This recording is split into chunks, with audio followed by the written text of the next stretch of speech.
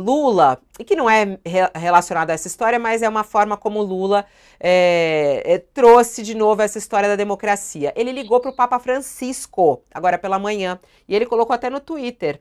Olha lá, conversei há pouco por telefone com o Papa Francisco, cumprimentei o Papa pelos esforços, e aí ele fala da defesa da paz na Ucrânia e no combate à pobreza.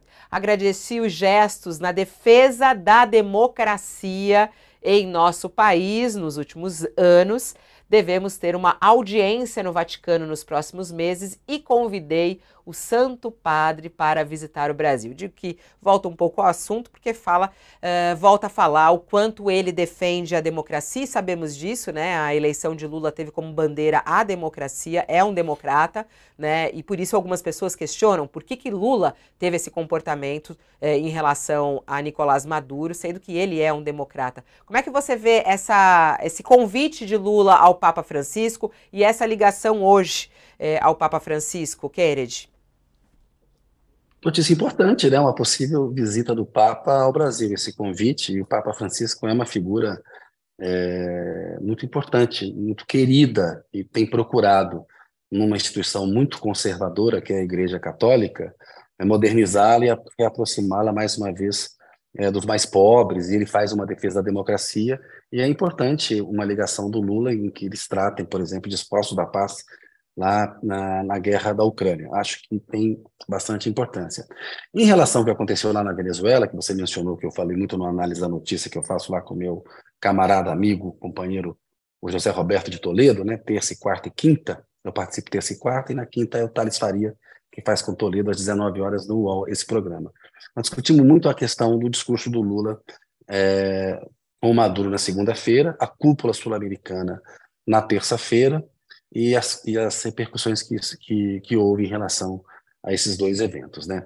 É uma pena que o Lula, ontem, no fechamento da cúpula sul-americana, tenha perdido a oportunidade de corrigir o erro que ele cometeu. Como você falou bem, o Lula é um democrata, né?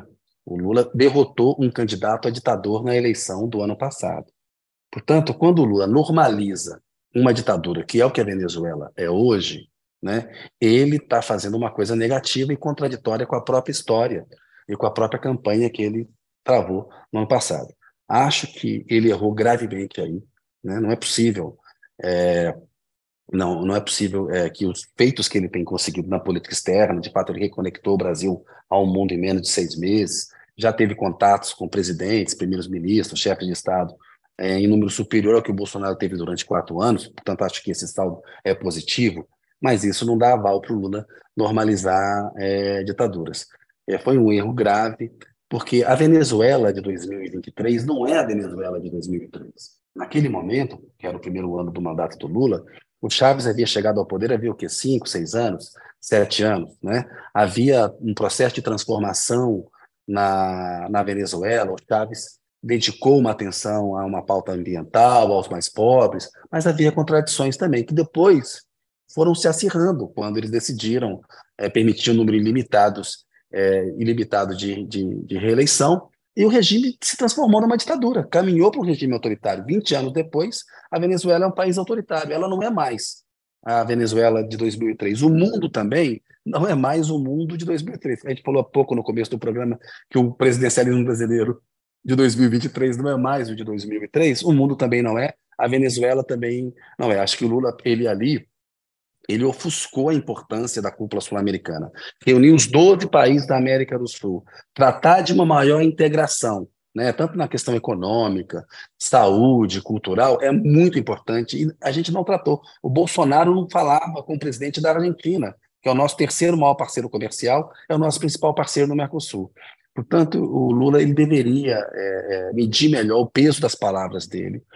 Temas internacionais são temas delicados. Uma coisa é ele dizer, o Brasil tem que ter relações diplomáticas e comerciais com a Venezuela. Claro que tem que ter, né? Óbvio, ululante, como diria o Nelson Rodrigues. Nós temos 2.200 quilômetros de fronteira ao norte com a Venezuela. Os Estados Unidos têm 3.000 quilômetros de fronteira com o México. O que acontece naquela região, naquela fronteira, é assunto de interesse doméstico para os Estados Unidos. Portanto, o que acontece na Venezuela e acontece na fronteira afeta o interesse nacional brasileiro.